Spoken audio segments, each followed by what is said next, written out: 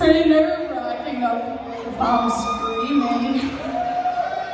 Well, you all must be a bunch of hungry alcoholics to risk getting a deadly virus in the middle of nowhere, New York, with a bunch of Greek, American, Long Island, loud as hell, hillbilly hippie types.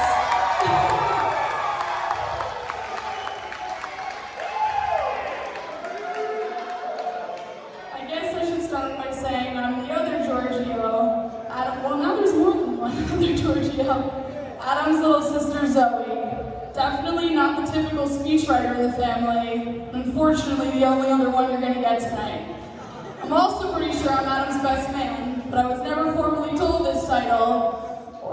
I just took him out for a haircut, a manicure, and some cookies before we got here. So I guess that makes me fit for the job. This is like nerve-wracking. What's wrong with me?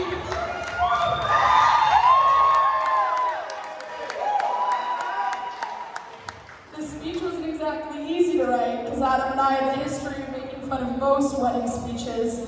So now I've got to be funny, witty, loving, short and sweet, and all about 2 minutes or less, so let's give it a go. I'll start with Adam, since, he created me. Adam and I are 5 years apart, and at some point in time, we went from absolute enemies to best friends, and the rest was a little more than history.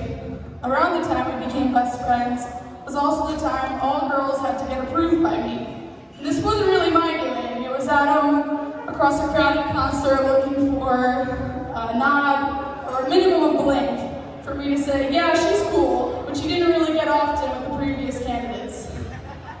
There's a test we have for people, and it's quite simple. There's a question, the question is easy. Can they hang? It's a simple phrase we use often for friends, for strangers, and for those we want to take back home some nights. And the definition is simple. It's the act of being able to hang in George's backyard and hold your own with a beer in one hand and good banter in the other, with the addition of a big fat Jones family stamp of approval across your forehead.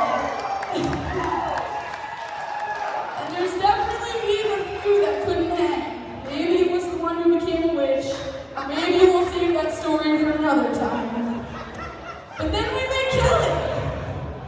And I heard whispers, many, many, many whispers. Should I say screams, because this family is definitely not quiet. But it wasn't until I met her that I found out she could really fucking hang.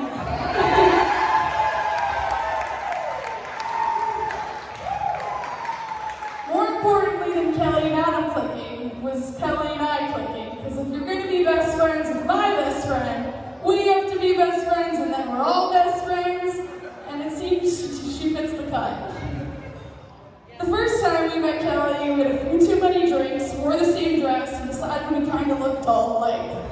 By the end of the night, we ended up in Mama's taxi ride home. Adam ate a bunch of cold Dominoes, and the entire way Kelly sang, or rather screamed, "Tell him I'm a good kisser!"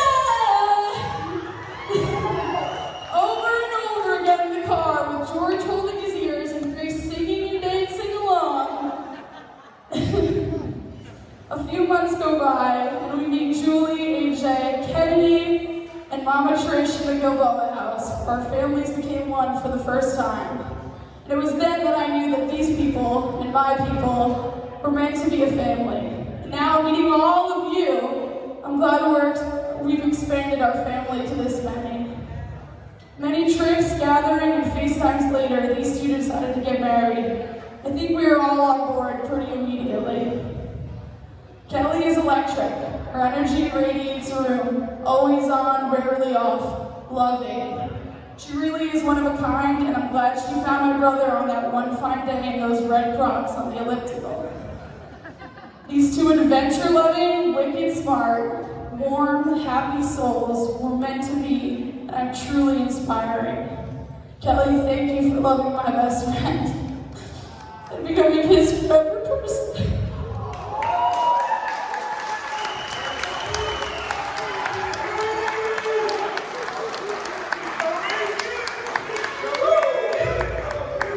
Always loved together and keep the adventure going.